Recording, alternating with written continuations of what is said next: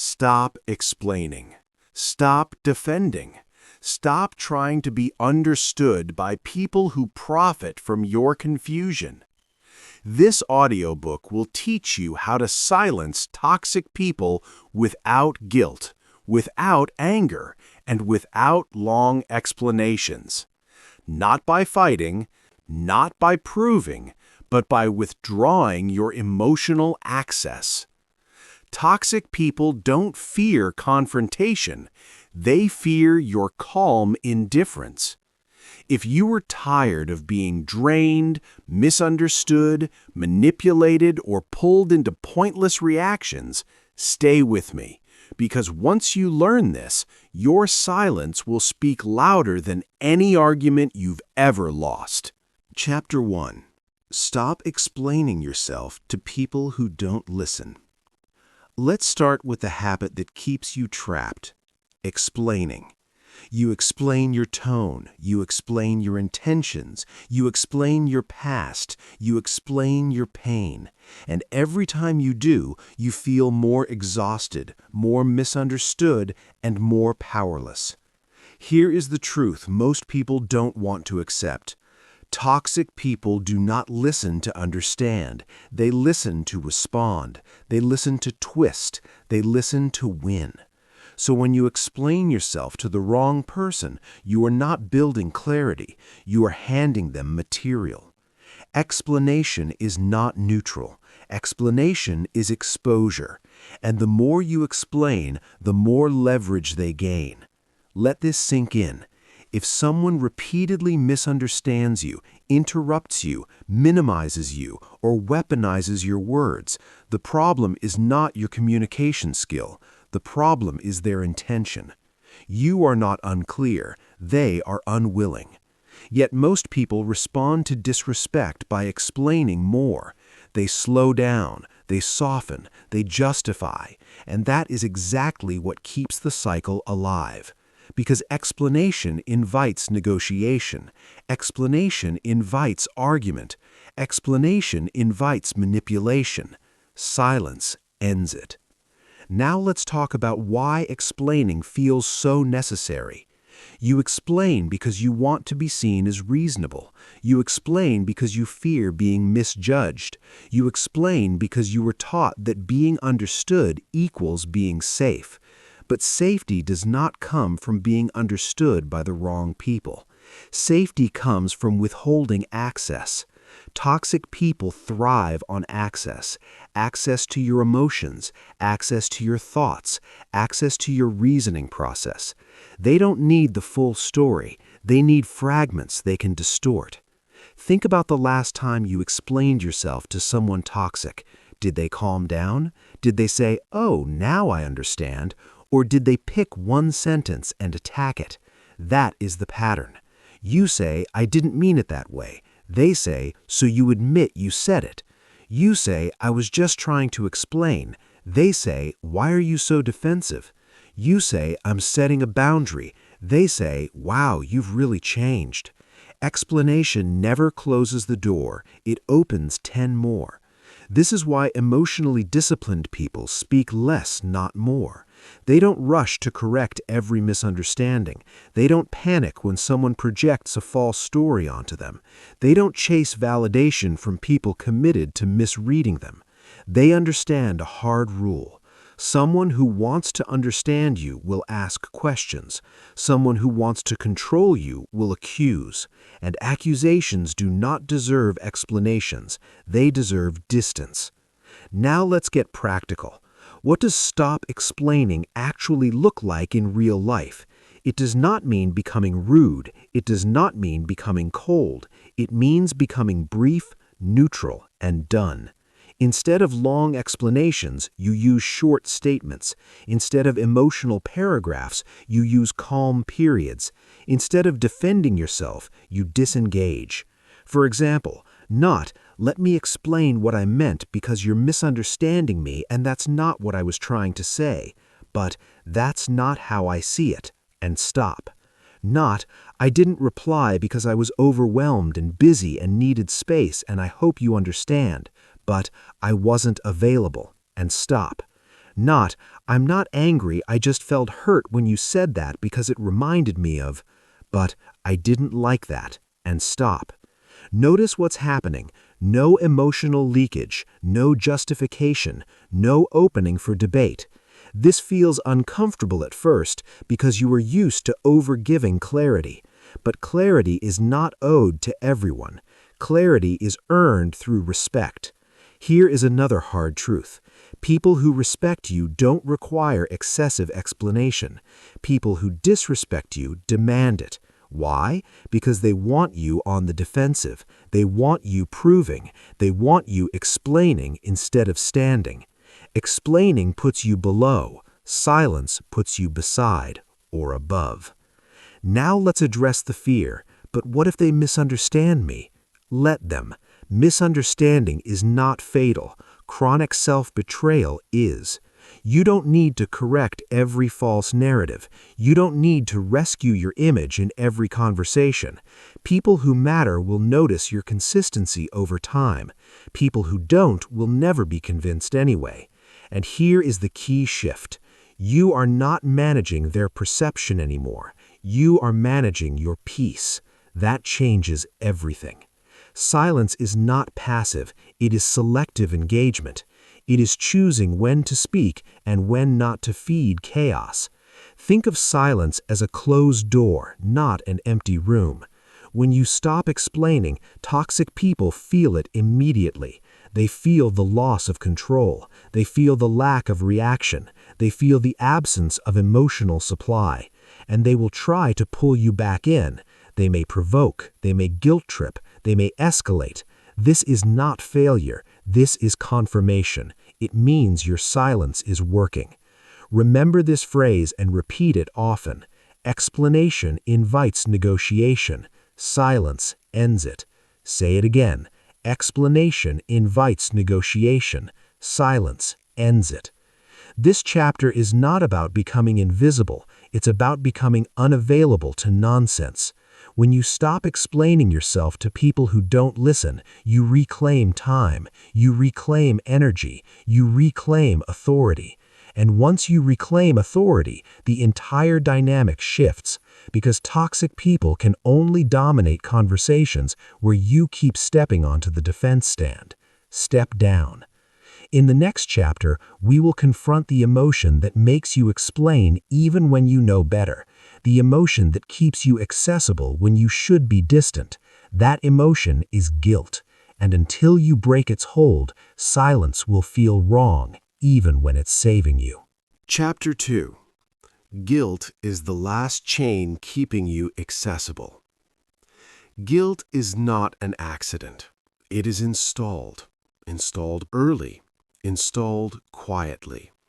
Installed by people who benefited from your compliance.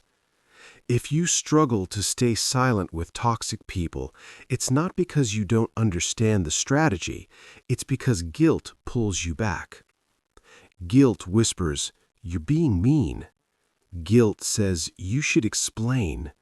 Guilt warns, "What if they feel bad?"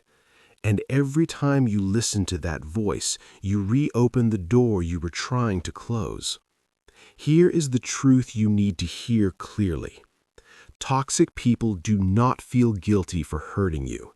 They rely on you feeling guilty for protecting yourself. That is the imbalance. They speak freely. They cross lines casually. They demand endlessly. And you hesitate. You soften, you apologize for existing. Guilt is the leash. Let's dismantle it. First, understand this. Not all guilt is real. Some guilt comes from wrongdoing. That guilt is useful. It corrects behavior. But toxic guilt, the kind you feel when setting boundaries, is not moral guilt. It is conditioned guilt. It was trained into you when you were rewarded for being quiet, helpful, agreeable, and self-sacrificing. You learned early that love came with conditions. Approval came when you were easy to deal with. Peace came when you swallowed discomfort. So now when you choose silence, your nervous system panics. It feels wrong. It feels cruel. It feels selfish. But it is none of those things. It is unfamiliar. And unfamiliar often feels like danger, even when it's growth. Toxic people know this. That's why they frame your silence as a personal attack. They say things like, "You've changed. You're cold now. I guess I don't matter to you anymore. So we're just not talking now?" These are not questions. They are emotional delivery systems. Their goal is simple: to make your boundary feel like betrayal. And if you don't understand this, you'll fold. You'll rush to reassure. You'll explain your silence. You'll apologize for having limits. And just like that, you're accessible again. Here is the reframe you must internalize. Feeling guilty does not mean you are wrong. It often means you are doing something new. Guilt is a withdrawal symptom. You are withdrawing emotional access from someone who depended on it. Of course it feels uncomfortable. Now let's talk about responsibility, because this is where guilt hides best. You have been taught that you are responsible for how others feel. If they're upset, it's your fault. If they're angry, you caused it. If they're disappointed, you failed. This belief is poison. You are responsible for your behavior. You are not responsible for their emotional reactions to your boundaries. Read that again. You are responsible for your behavior, not for their feelings. Toxic people blur this line on purpose. They make their emotions your job. They say, "You made me feel this way." They say, "If you cared, you wouldn't do this." They say, "After all I've done for you?" And suddenly, you're not setting a boundary, you're standing trial. This is emotional manipulation, and silence is the refusal to participate. Let's get practical again. When guilt rises, do not argue with it. Do not justify yourself to it. Observe it. Say internally, "This is guilt, not truth." Then do nothing. No message, no explanation, no emotional rescue. Guilt peaks, then it passes every time. But if you act on it, you reset the cycle. This is how toxic dynamics survive, through quick relief. You feel guilty, you explain, you feel temporary relief, then resentment grows. Silence feels hard at first because it denies that quick relief, but it gives you something better: long-term peace. Here's a powerful distinction you must learn. Guilt that asks you to abandon yourself is not virtue. It is self-betrayal disguised as kindness. Kindness that costs your sanity is not kindness. It is submission. You are allowed to disappoint people who disrespect you. You are allowed to choose distance over drama. You are allowed to stop performing emotional labor for those who abuse it. And no, you do not need to announce this. You do not need to say, "I'm doing this for my mental health." You do not need to educate them on boundaries. That is still seeking permission. Silence does not seek permission. Silence assumes authority. Now expect this. When you stop responding out of guilt, toxic people will escalate the guilt. They may remind you of the past. They may bring up favors. They may play victim harder. This is not new pain. This is old leverage losing power. Stay still. Repeat this phrase until it anchors. Their discomfort is not my emergency. Again, their discomfort is not my emergency. Guilt tells you that being a good person means being endlessly available. That is a lie. Being a good person includes being honest with yourself about what you can tolerate. Silence is not cruelty. It is clarity without performance. And when guilt no longer controls you, something incredible happens. Your silence becomes clean. Not tense, not passive-aggressive. clean. You are no longer holding back words. You simply have none to give. That is power. That is emotional adulthood. And this leads directly to the next lesson, because once guilt loosens its grip, you'll start to see why toxic people work so hard to provoke reactions from you. They need them, because reactions are their fuel. In the next chapter, we will dismantle that mechanism completely and show you why every emotional reaction you give is a payment you can stop making. And once you stop paying, the dynamic collapses. Chapter 3. Emotional reactions are the currency toxic people spend. If guilt is the chain, reaction is the reward. Toxic people do not engage for resolution.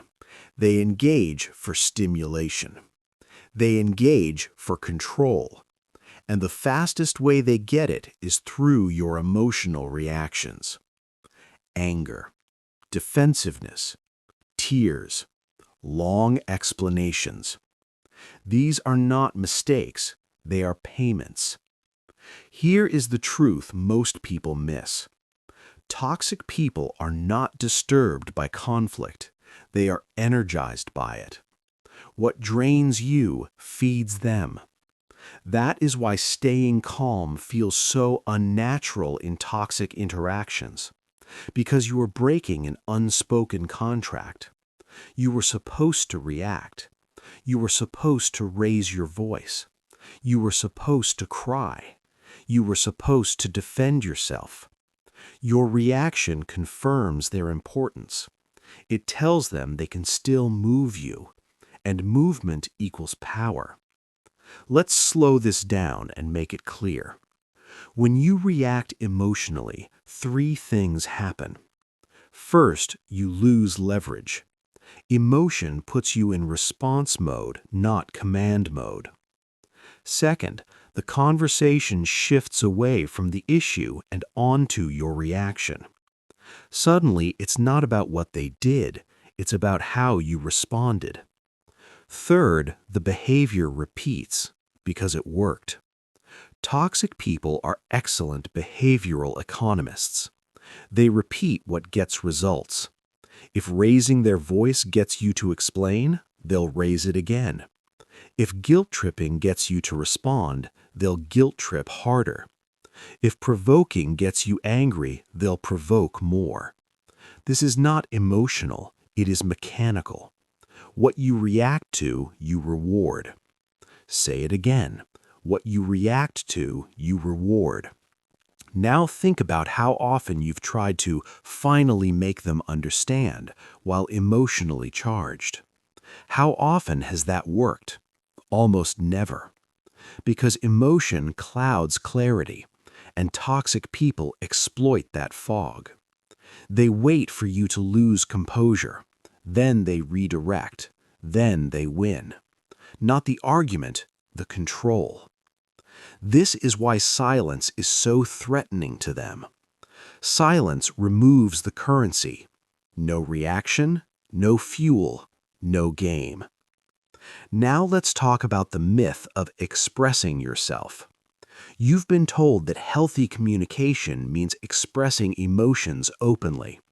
That is true with healthy people. With toxic people, emotional expression becomes exposure. They do not receive your feelings with care. They catalog them. They weaponize them. They bring them back later. You tell them something hurts you, they remember it. Then they press that exact button again. Not by accident, by design. So when you stay silent, you're not repressing yourself, you're protecting yourself. There is a massive difference. Repression is swallowing truth out of fear. Silence is choosing not to feed chaos. Emotionally disciplined people do not react immediately. They pause, they breathe, they observe, and often they say nothing. This does not mean they feel nothing. It means they do not outsource their nervous system. Now let's get practical again. What does no reaction actually look like? It does not mean freezing. It does not mean stonewalling with hostility. It means neutral presence, short responses, flat tone, no emotional spikes. For example, toxic person. Why are you acting so weird lately? Old you. I'm not weird. I'm just tired and you're always accusing me and it's really unfair. New you. I'm fine. And stop. Toxic person. So you're just ignoring me now? Old you. I'm not ignoring you. I just needed space and you always do this. New you. I don't have more to add. And stop. Notice what's missing. No defense, no emotional explanation, no hook. This feels powerful because it is. Now expect resistance. When toxic people stop getting reactions, they escalate. They may mock your calm. They may accuse you of being cold. They may try to provoke bigger emotions. This is called extinction burst. It happens when a behavior that used to work suddenly stops working. They push harder, hoping to get the old result. Your job is not to explain the change. Your job is to outlast the burst. Stay calm, stay boring, stay consistent. Consistency breaks manipulation faster than confrontation ever could. Here is another anchor phrase you must internalize. Calm is not compliance. Calm is control. You are not agreeing. You are not surrendering. You are choosing not to play. And this choice rewires the dynamic. When there is no reaction, toxic people are forced to face themselves, and they hate that. Because without your emotion to focus on, their behavior becomes obvious. Now let's talk about anger, because many people think anger gives them power. Anger feels powerful because it releases energy. But power without direction is chaos. Anger tells toxic people exactly where to push next. It gives them a map. Silence removes the map. That is why truly powerful people are slow to react. They understand timing. They understand that silence creates uncertainty, and uncertainty removes dominance. Think about it. When someone yells and you stay calm, who looks unbalanced? When someone accuses and you pause, who seems unstable? When someone pushes and you don't move, who loses control? Not you. Silence exposes imbalance. Now, here's the most important shift of this chapter. You are not trying to change them. You are changing your participation. This is where most people fail. They think silence is a tactic to make the other person behave better. Sometimes it does. Sometimes it doesn't. That is not the goal. The goal is to stop bleeding energy. When you stop reacting, three things happen. They adjust, they escalate and reveal themselves, or they leave. All three outcomes are information.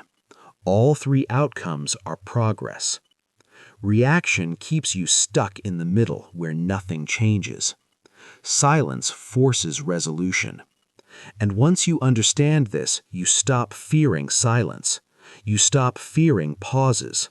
You stop fearing being misunderstood in the moment. Because you are no longer trying to win interactions. You are protecting your nervous system. Repeat this phrase until it becomes instinct. No reaction is a response. Again, no reaction is a response. And it is often the most powerful one available. In the next chapter, we will go even deeper. Because many people mistake silence for weakness. They think staying quiet means losing. The next chapter will shatter that illusion completely. You will learn why silence is not submission. It is strategic withdrawal. And once you understand that, You will stop fearing what others think when you say nothing. Removes their stage. In relationships, a partner or family member provokes emotional reactions to feel powerful. You used to argue late into the night, repeating the same points. Strategic withdrawal looks like this. You stop engaging once disrespect appears. You state one calm sentence, if any, then you disengage. No chasing closure, no last words. You let silence do the work. Now let's address the fear of losing the relationship. Some relationships survive silence, some don't. That tells you everything you need to know. If a relationship only survives when you over-explain, over-give, and overreact, it was never balanced. Silence does not destroy healthy relationships, it exposes unhealthy ones. And exposure is not harm, it is truth. This is where many people hesitate. They sense that silence will change things permanently. They're right, it will. But what is already broken cannot be saved by more noise. Silence doesn't end healthy connection, it ends emotional extraction. Here's a phrase you need to remember when doubt creeps in. Silence is the boundary you don't have to explain. Again, silence is the boundary you don't have to explain. And boundaries that don't require explanation are the strongest kind. Now understand this. When you withdraw strategically, you are not shrinking your world, you are refining it. You are choosing where your energy goes, who gets access, who does not. That is not weakness. That is leadership over your own life. And leadership always involves disappointment. People who benefited from your over-availability will resist your silence. They will call it unfair. They will call it cold. They will call it selfish. Those labels are not diagnoses. They are protests. Stay still. Silence doesn't argue with protests. It outlasts them. And as you practice this, something powerful happens internally. Your nervous system calms. Your reactions slow. Your sense of self stabilizes. You are no longer pulled into every emotional ripple around you. You become grounded. And grounded people are very hard to manipulate. This chapter is about reclaiming authority through restraint, not by overpowering others, but by removing yourself from their control. Silence is not what you do when you have nothing to say. Silence is what you do when you finally know your value. In the next chapter, we will dismantle another deeply ingrained belief that keeps you over-engaging, the belief that you are responsible for how other people feel. Once that illusion falls, your silence will no longer feel heavy. It will feel natural, and peace will stop feeling like something you have to earn.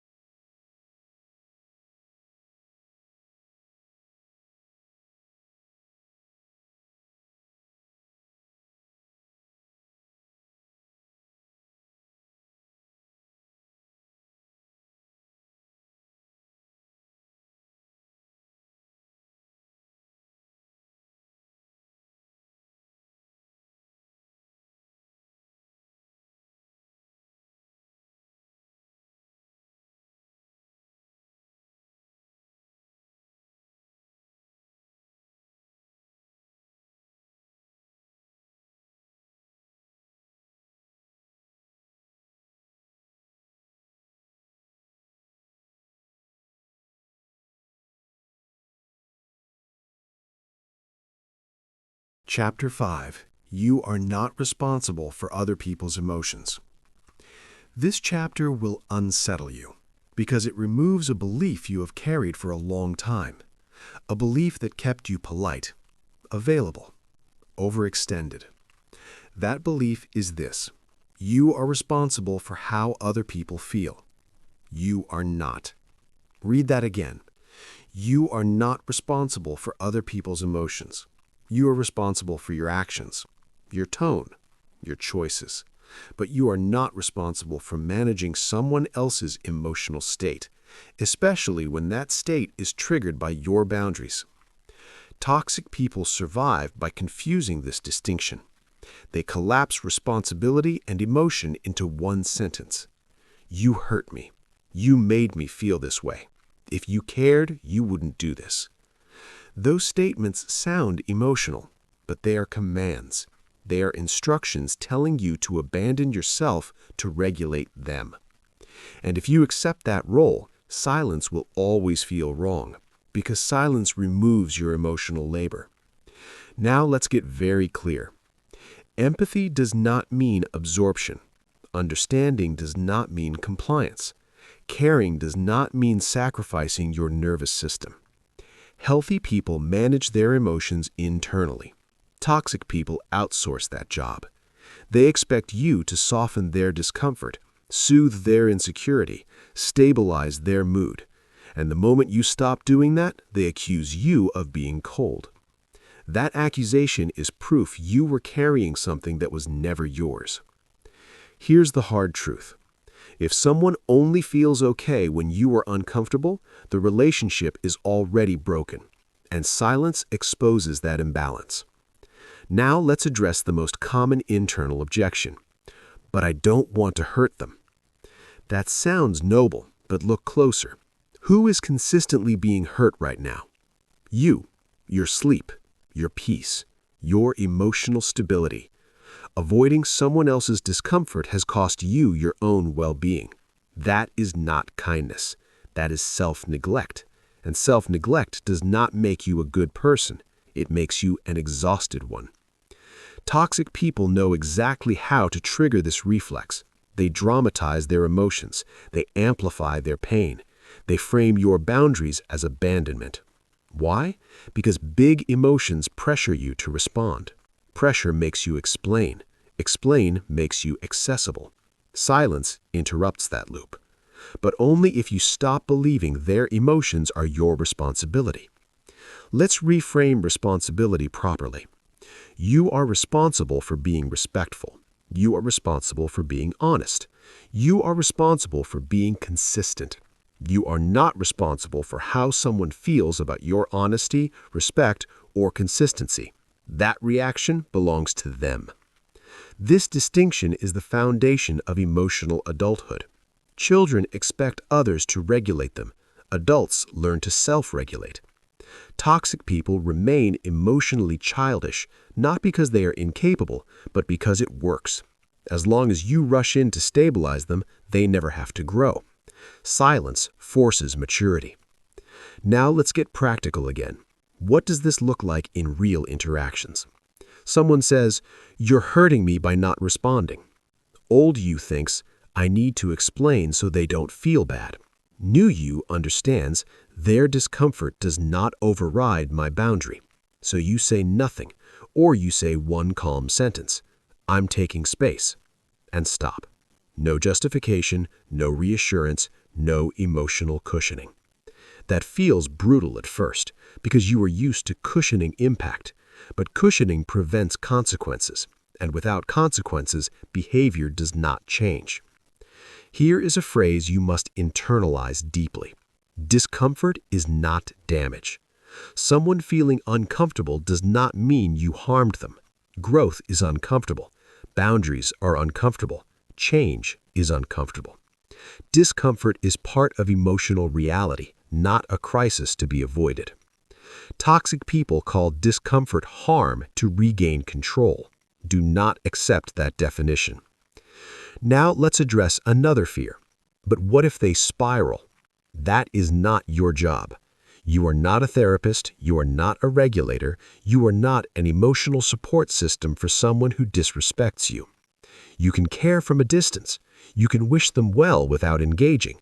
Silence is not abandonment. It is non-participation, and non-participation is a right. Here's another critical truth. You teach people how to treat you by what you tolerate. If you tolerate emotional dumping, you teach them to dump. If you tolerate guilt tripping, you teach them it works. Silence is how you stop teaching the wrong lesson. This chapter is where many people begin to feel stronger, because once you release emotional responsibility, silence stops feeling cruel. It starts feeling clean. You are no longer withholding, you are simply not overgiving. There is a massive difference. Now expect this shift. When you stop managing others' emotions, some people will step up. They'll regulate themselves. They'll speak more respectfully. They'll meet you where you are. Others won't. They'll escalate. They'll accuse. They'll play victim. That separation is not failure. It is sorting, and sorting is necessary. Silence sorts relationships faster than conversation ever could. Here's your anchor phrase for this chapter. Their emotions are theirs to manage. My peace is mine to protect. Say it again. Their emotions are theirs to manage. My peace is mine to protect. This belief changes how silence feels in your body. It removes urgency. It removes panic. It removes the need to rescue. You stop reacting not because you don't care, but because you care enough to stop abandoning yourself. And once you internalize this, something powerful happens next. You stop talking about boundaries. You stop explaining them. You start enforcing them quietly. And that is where real change begins. In the next chapter, we will talk about why announcing boundaries weakens them, and why the most effective boundaries are the ones you never explain at all. Chapter 6. Stop announcing boundaries and force them quietly. Most people don't fail at boundaries because they don't know what they want. They fail because they talk too much about it. They announce boundaries. They explain boundaries. They defend boundaries. And in doing so, they turn boundaries into invitations for debate. Here is the hard truth. A boundary that requires explanation is already being negotiated. Toxic people do not respect spoken boundaries. They test them. They listen for loopholes. They look for emotional weakness. They wait for inconsistency. And when you announce a boundary, you give them advance notice to prepare their response. That response is usually guilt, anger, or manipulation. So let's dismantle this habit completely. Boundaries are not requests, they are conditions, and conditions do not need speeches. Think about how power actually works in the real world. Rules that matter are enforced, not discussed endlessly. Consequences that work are applied consistently, not announced emotionally. Silence is what turns boundaries from ideas into reality. Now let's look at the common mistake. You say things like, I need you to respect my space. I'm setting a boundary now. I'm not okay with this anymore. These statements feel strong, but with toxic people, they function like warnings, not limits. Warnings invite testing, and toxic people always test. They push a little. They poke gently. They see if you'll bend. And when you do, even once, they learn the boundary was symbolic, not real. Real boundaries change behavior, not theirs, yours. This is the shift you must make. Boundaries are not about controlling others. They are about controlling your participation. Once you understand this, everything simplifies. You stop announcing. You start acting. Quiet enforcement looks like this. You stop responding to disrespect. You leave conversations that cross lines. You reduce access without explanation. No emotional announcement, no dramatic statement, just changed behavior. And changed behavior is very hard to argue with because it doesn't argue back. Let's ground this in real examples. Example 1. Communication boundaries. Someone texts you repeatedly with passive-aggressive messages. Old you says, "Please don't talk to me like that. It really hurts me, and I'd appreciate it if you could be more respectful." They apologize or don't, then they do it again. New you does this. You stop responding to those messages. You respond only to neutral, respectful communication. You stay silent when the tone is wrong. No announcement, no explanation. What happens? They either adjust their tone or reveal that they only wanted reaction. Either way, the boundary holds. Example 2. Time boundaries. Someone constantly demands immediate attention. Old you explains, "I'm really busy and overwhelmed, and I need you to understand that I can't always reply right away." They say they understand, then they guilt you when you don't respond. New you does this. You reply when you are available. You do not apologize for delays. You do not explain your schedule. The pattern changes because your behavior changed. Now let's talk about why quiet boundaries feel so uncomfortable at first. Because they feel rude. But that feeling comes from conditioning, not reality. You were taught that being polite means being accessible, that being kind means being available, that being loving means being flexible. Toxic people exploit this conditioning. They rely on your politeness to override your limits. Silence interrupts that programming. Here's the key reframe. A boundary does not require emotional cushioning to be valid. You do not need to soften it. You do not need to explain it gently. You do not need to repeat it endlessly. One action, consistently applied, is enough. Now let's address the fear of escalation. Yes, quiet boundaries often provoke escalation at first, because toxic people feel the loss of control. They may accuse you of being passive-aggressive. They may demand explanations. They may push harder. This is where most people break. They think, maybe I should explain so they understand. That thought is the trap. Explanation resets the old dynamic. Instead, you do this. You repeat the behavior, not the words. Silence, distance, consistency. Eventually, one of two things happens. They adapt or they leave. Both outcomes protect your peace. Now let's talk about something subtle but important. Quiet boundaries only work when they are clean, not angry, not performative, not resentful. If you enforce boundaries with hidden rage, you stay emotionally tied. Clean boundaries are boring. They are not charged. They are not dramatic. They are simply there. And boring is devastating to manipulation, because manipulation needs emotion to function. Now here's another critical point. You do not owe repeat explanations to repeat offenders.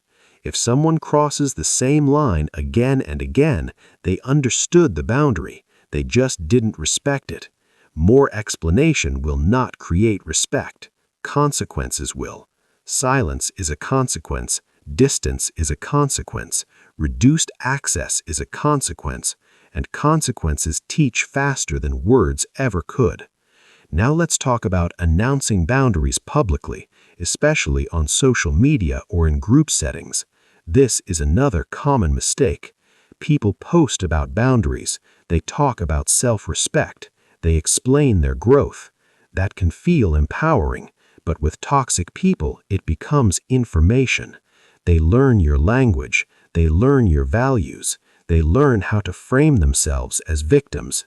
Quiet boundaries give them nothing to work with. Remember this: what you explain, they study.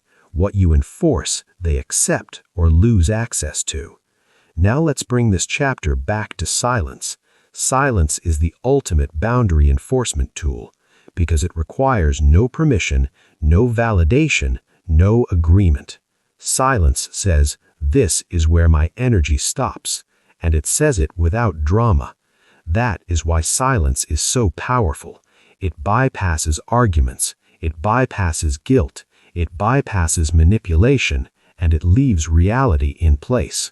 You are no longer asking to be respected. You are acting as if you already are. That shift changes how people experience you. You become less available, but more grounded, less reactive, but more solid, and solid people are treated differently. Here's the anchor phrase for this chapter. Boundaries spoken are ignored. Boundaries lived are respected. Say it again. Boundaries spoken are ignored. Boundaries lived are respected. This chapter is about moving from words to action, from explaining to enforcing, from hoping to deciding. Silence is not the absence of boundaries. Silence is the boundary. And once you learn to enforce boundaries quietly, you will notice something else. Space begins to appear. Space in conversations, space in relationships, space in your mind. That space is where clarity lives. And in the next chapter, we will talk about the most misunderstood form of boundary enforcement of all, distance. Because sometimes silence is not enough. Sometimes the cure is distance, and learning to use distance without guilt will change your life permanently. Chapter 7. Distance is the cure you keep avoiding. Distance is the boundary everyone resists. Not because it doesn't work, but because it works too well. Distance ends confusion. Distance ends emotional fog. Distance exposes truth. And that is exactly why toxic people fear it, and why you hesitate to use it.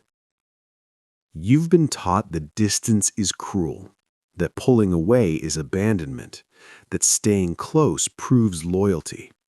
Those ideas keep you stuck in proximity with people who drain you. Here's the correction. Distance is not punishment. Distance is clarity. It shows you what silence alone cannot.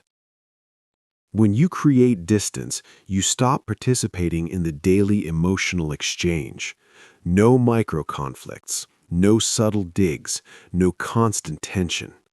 And in that quiet, patterns become obvious. Some people respect the space, others panic. That reaction tells you everything. Toxic people experience distance as loss of control. They don't miss you, they miss access. And when access disappears, their behavior changes. They may suddenly be kind. They may suddenly apologize. They may suddenly accuse you of being heartless. None of this is about you. It's about the vacuum you created. Distance removes the stage.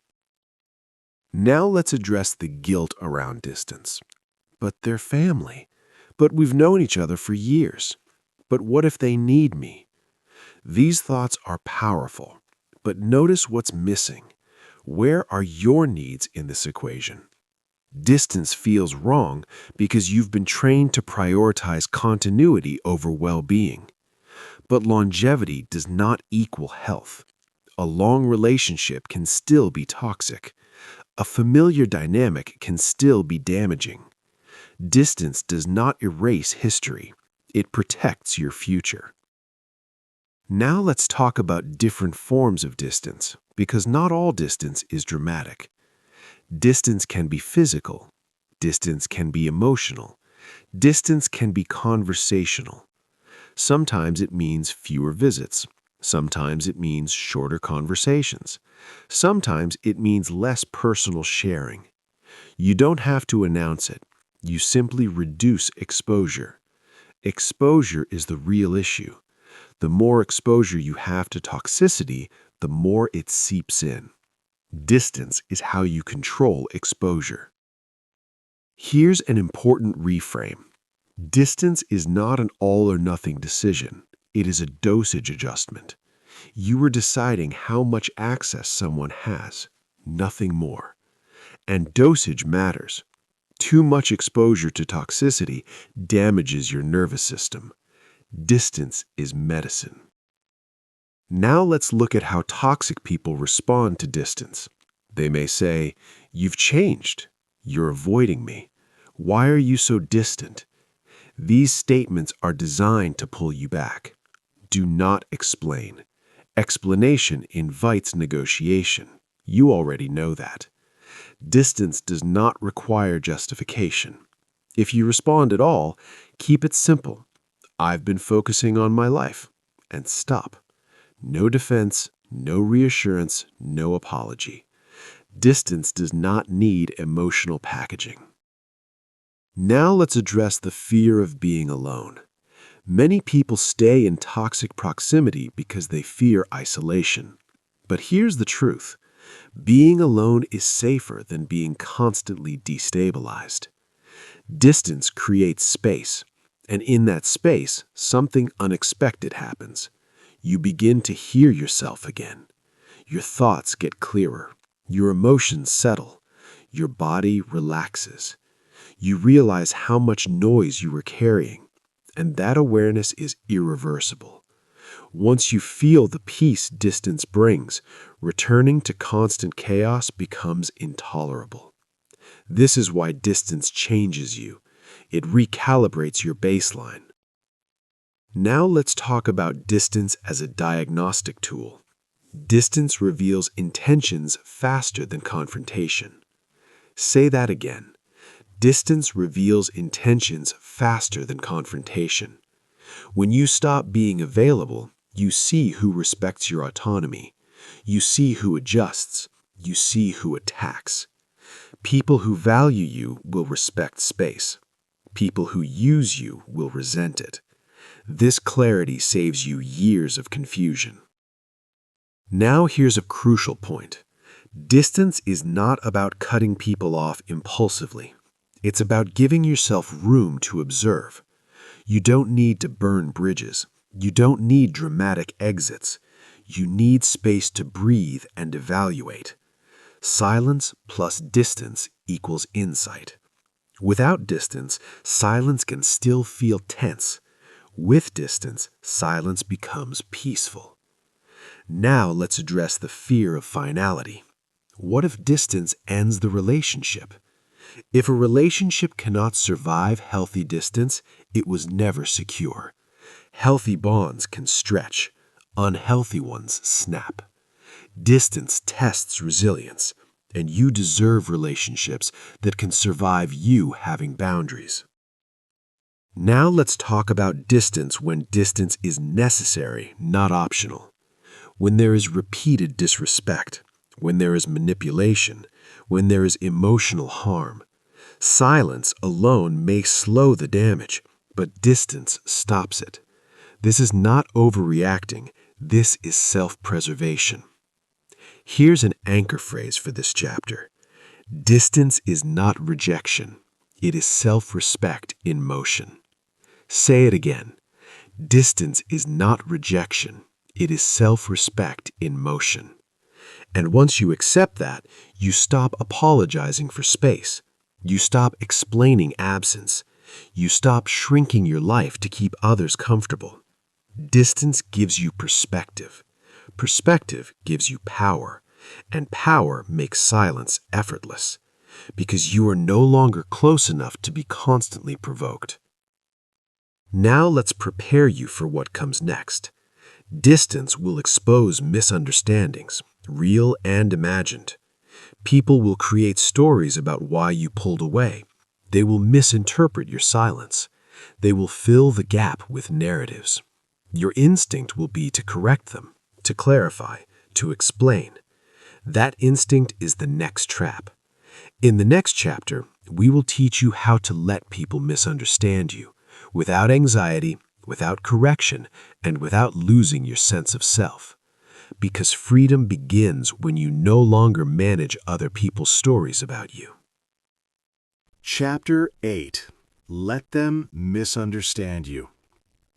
This chapter is where most people break. Not because silence doesn't work, not because distance doesn't help, but because misunderstanding feels unbearable. You want to correct the story.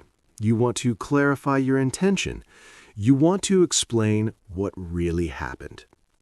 And toxic people count on that urge. Here's the truth you must accept to be free. You do not need to be understood to be at peace. You have been trained to believe that misunderstanding is dangerous, that if someone gets the wrong idea, your reputation will suffer, that if you don't explain, you'll look guilty, that silence equals admission. None of that is true. Misunderstanding is not a threat. Chronic over-explaining is. Toxic people weaponize misunderstanding. They deliberately misinterpret your actions so you'll rush in to correct them. And once you do, you're back in the cycle. Defending, explaining, reacting. That's why this chapter matters. Because freedom begins when you let people be wrong about you. Let's break this down carefully. There are two kinds of misunderstanding. The first is innocent misunderstanding. Healthy people ask questions. They seek clarity. They adjust when corrected. The second is strategic misunderstanding. Toxic people already know your intention. They pretend not to, because pretending gives them leverage. They say things like, "So I guess you just don't care anymore. Wow, you've really changed. I see how you are now." These statements are not confusion, they are bait. They are designed to provoke explanation. And if you fall for it, you teach them something dangerous, that misunderstanding is a reliable control tool. Now let's address the emotional discomfort directly. Letting someone misunderstand you feels like losing control. But here's the reframe. You never controlled their perception to begin with. You only managed it through constant effort. That effort is exhausting, and it never ends. Because perception is not owned, it's projected. People see you through their own filters. Their fears, their insecurities, their agendas. You cannot edit someone else's lens by explaining yourself. All you do is exhaust yourself trying. Now here's a critical distinction you must make.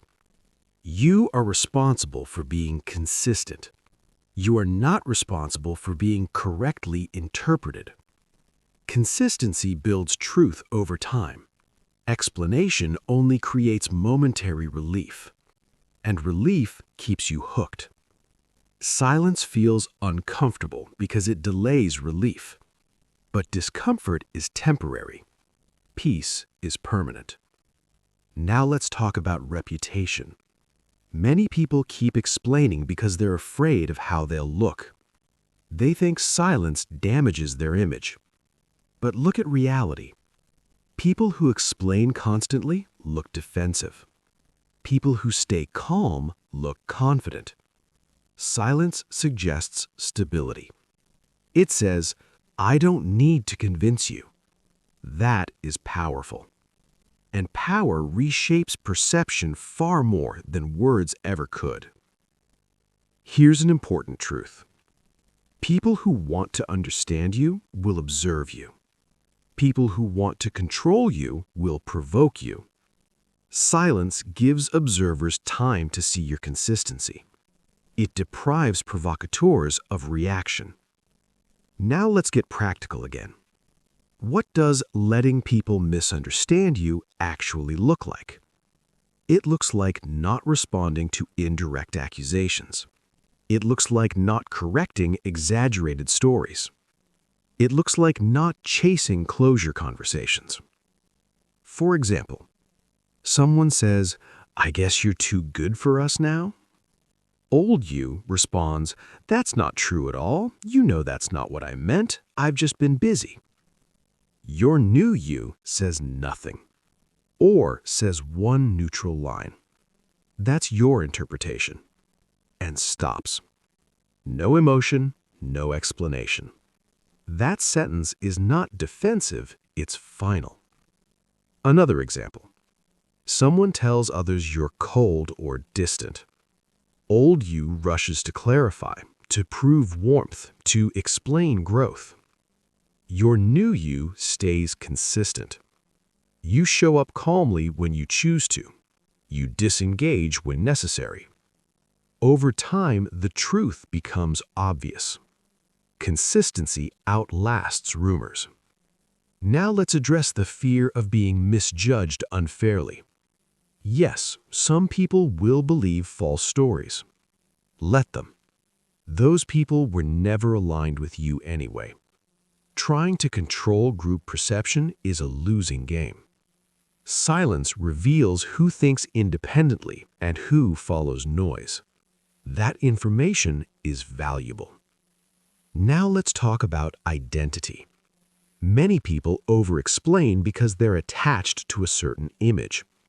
They want to be seen as kind, understanding, good.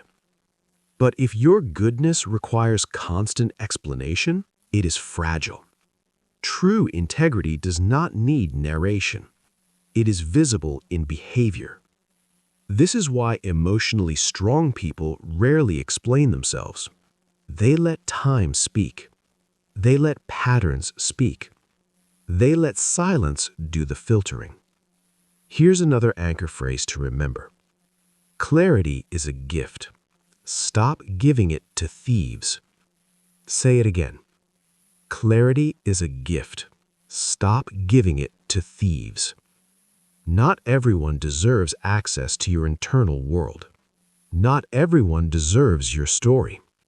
Some people only use information to manipulate. Silence protects your narrative. Now let's address the anxiety that comes with silence.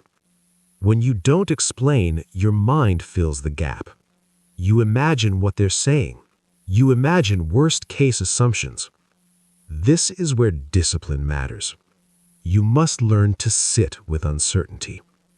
Uncertainty is uncomfortable, but it is not dangerous. Toxic people rely on your discomfort with uncertainty to pull you back. Silence says, I can live with not being fully understood. That sentence alone is emotional freedom. Now let's talk about timing. There are moments when clarification is useful. With healthy people, in functional environments, when there is mutual respect. This chapter is not about never explaining. It is about not explaining to people who misuse explanation. Wisdom is selective. You are learning when not to speak. That discernment is maturity. Now let's look at what happens when you truly let people misunderstand you. At first, they escalate. They exaggerate.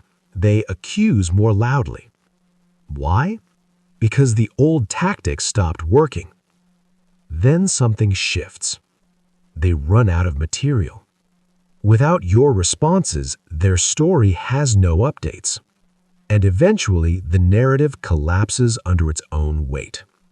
Silence starves misinformation. Noise feeds it. Now let's bring this chapter back to the core theme. Silencing toxic people without guilt requires you to release control over perception. You are not here to be liked by everyone. You are here to be at peace with yourself. And peace requires letting go of unnecessary explanations. Here is the anchor phrase for this chapter. I do not need to be understood to be secure. Again, I do not need to be understood to be secure. When this belief settles in, silence becomes easy. You stop reacting to comments. You stop correcting tone policing. You stop defending your growth. You move forward quietly. And quiet growth is unstoppable. In the next chapter, we will take this even further. Because silence is not just about not reacting once, it is about calm consistency over time. And calm consistency is what breaks manipulation permanently. In the next chapter, you will learn why predictable calm is more powerful than any confrontation, and how to maintain it without emotional fatigue. Once you master that, Toxic dynamics don't just weaken, they collapse. Chapter 9. Calm consistency breaks manipulation. One calm response means nothing. Two calm responses raise suspicion. But consistent calm, that changes everything. This is where toxic dynamics collapse. Not because you argued better, not because you explained more clearly, but because you stopped being emotionally available on demand. Toxic people can adapt to anger, they can adapt to tears, they can adapt to confrontation. What they cannot adapt to is predictable emotional neutrality. Because manipulation relies on variability. It relies on catching you tired one day, emotional the next, patient the day after. Inconsistency is the opening. Calm consistency closes it. Let's define this clearly. Calm consistency means your emotional response does not change, regardless of provocation.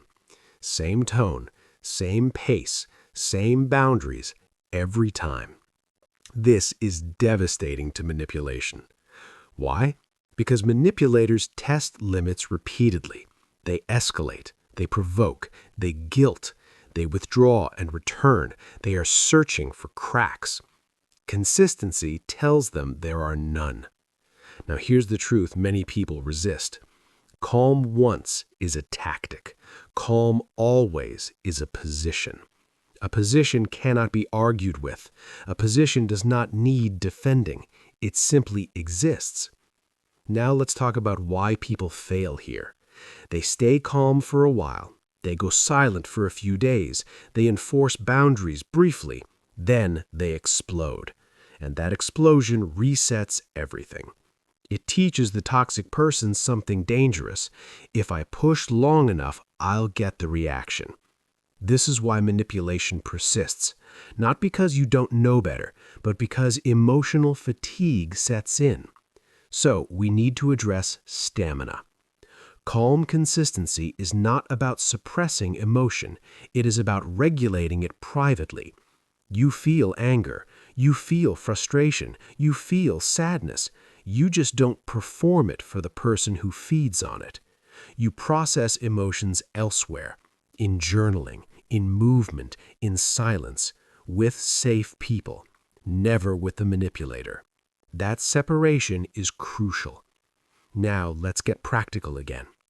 What does calm consistency sound like? It sounds boring. I've said what I needed to say. I'm not discussing this. I don't agree. I'm not available. Same phrases, same tone, no escalation, over and over. This repetition is not weakness, it is conditioning.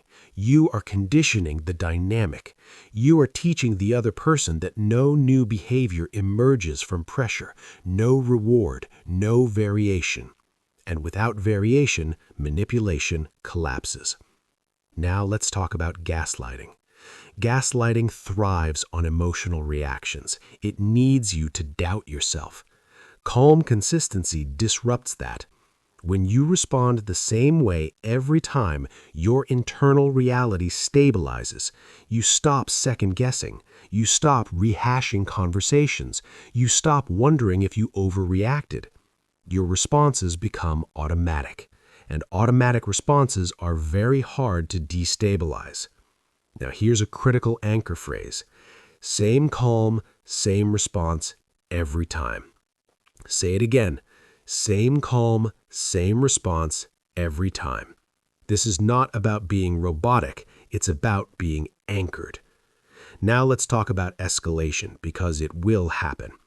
When manipulation stops working, toxic people escalate. They raise the stakes.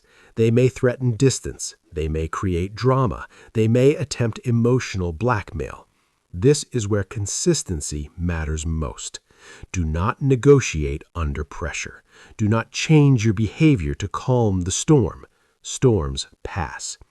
If you change your response during escalation, you teach them escalation works.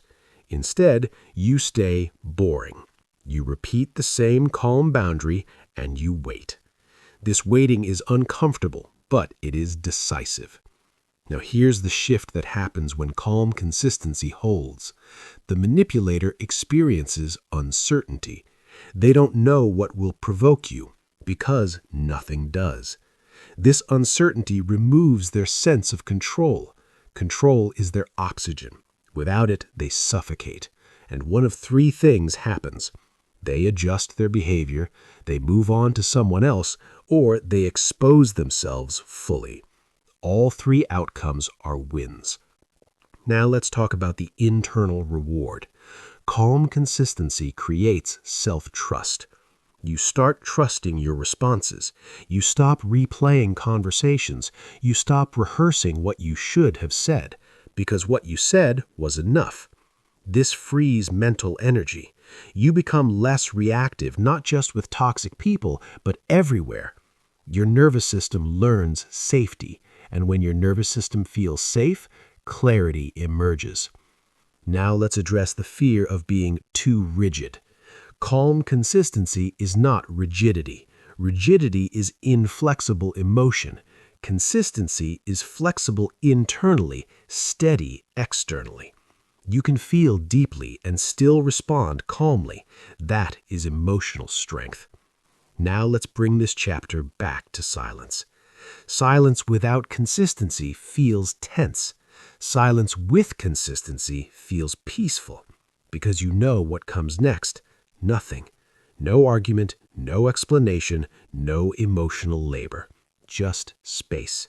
This is how silence becomes sustainable. Now here's the final anchor for this chapter. Manipulation needs reaction. Consistency removes it. Again, manipulation needs reaction. Consistency removes it. This chapter is about making silence your default, not your exception. When calm consistency becomes your identity, toxic people stop testing you. Not because they respect you, but because there's nothing left to take. And that brings us to the final chapter. Because once you stop reacting consistently, something irreversible happens. The dynamic changes permanently. In the final chapter, we will look at what happens after silence takes hold, when toxic people lose access and your life begins to reorganize around peace. This is where everything changes, and where your silence becomes not just a response, but a way of life. Chapter 10. When you stop reacting, everything changes. This is the chapter where the shift becomes permanent, not theoretical, not psychological, real. Because when you stop reacting, the entire system around you reorganizes. Silence is not just something you do anymore. It becomes something you are. And that changes everything. At first, the change is external. Toxic people notice. They feel it immediately. Your tone is different. Your pace is slower. Your responses are fewer. They try old tactics. Nothing. They escalate. Still nothing. And eventually a truth settles in for them, often without words. You are no longer accessible in the same way. This is where power shifts. Not through dominance, not through confrontation, but through absence of reaction. Now let's talk about what actually happens when you stop reacting. First, noise decreases. Arguments shorten or disappear. Provocations lose momentum. Drama collapses without fuel. You are no longer carrying emotional conversations alone. Second, clarity increases. Without constant emotional interference, you see patterns clearly. Who respects you? Who drains you? Who only shows up to provoke? Silence sharpens perception. Third, your nervous system recalibrates.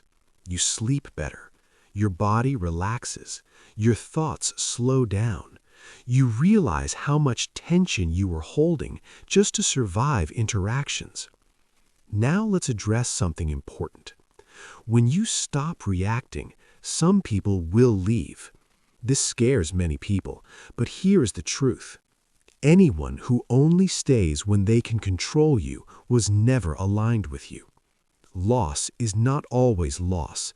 Sometimes it is relief disguised as grief. Now let's talk about identity, because this is the deepest change. You are no longer someone who reacts first and reflects later. You become someone who observes first and responds deliberately, or not at all. That identity shift is irreversible. Once you experience peace, chaos becomes obvious.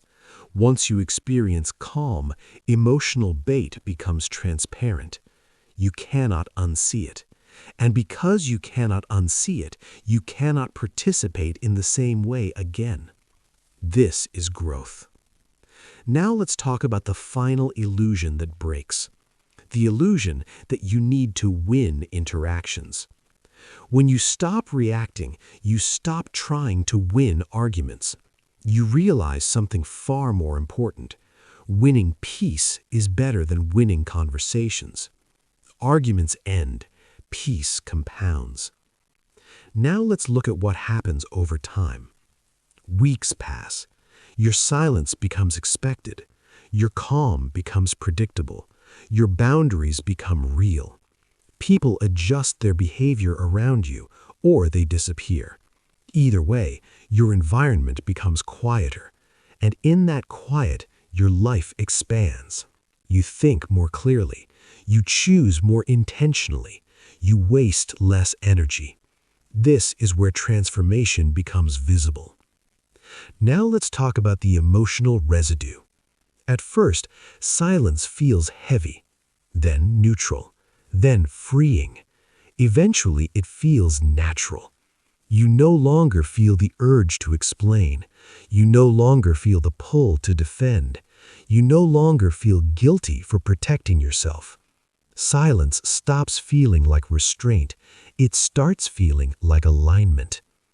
Now let's anchor this final truth deeply. You were never meant to manage other people's dysfunction. You were meant to manage your own energy.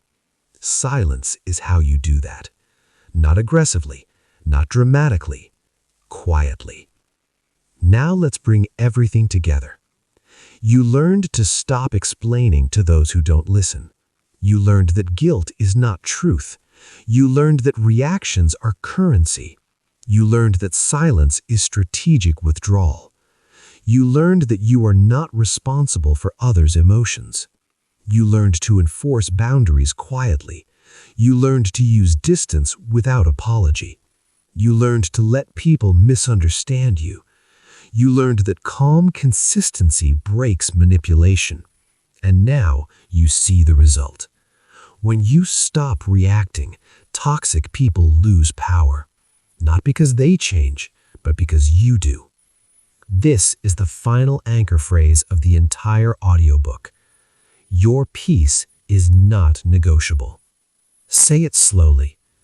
Your peace is not negotiable. Silence is not something you use occasionally anymore. It is your standard. And standards do not argue. They stand. This is how you silence toxic people without guilt. Not by fighting them, not by convincing them, but by becoming unavailable to what drains you.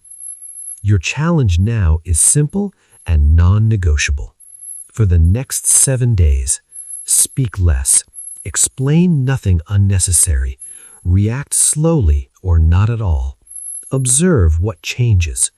Because once you experience the power of silence lived, not discussed, you will never go back.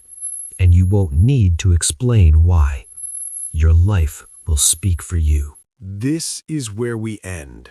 Not softly, not politely, decisively. You came here because something in your life was draining you. A person, a pattern, a cycle that kept stealing your energy. Now you know the truth. You don't need louder words. You don't need better explanations. You don't need closure from people who thrive on chaos. You need silence with intention. Silence that doesn't argue, silence that doesn't justify, silence that doesn't perform. Because every time you stop reacting, you reclaim power. Every time you stop explaining, you reclaim dignity. Every time you choose peace over proving, you win. Remember this. Toxic people are not silenced by confrontation. They are silenced by lack of access. Your emotions are access. Your reactions are access. Your guilt is access. And from this moment forward, access is revoked. Your peace is not negotiable. Your boundaries do not require approval. Your silence does not need permission. This is your challenge. Starting now, today, not someday. Say less. Respond slower. Protect your energy like your life depends on it, because it does. Let people misunderstand you. Let them be uncomfortable. Let them reveal themselves. You don't owe anyone an explanation for choosing calm. Silence is not weakness. It is the final decision. And once you make it, nothing toxic can stay where it is no longer fed. Stand firm. Stay quiet. Choose peace. This is how you silence toxic people without guilt. And this is where your new life begins.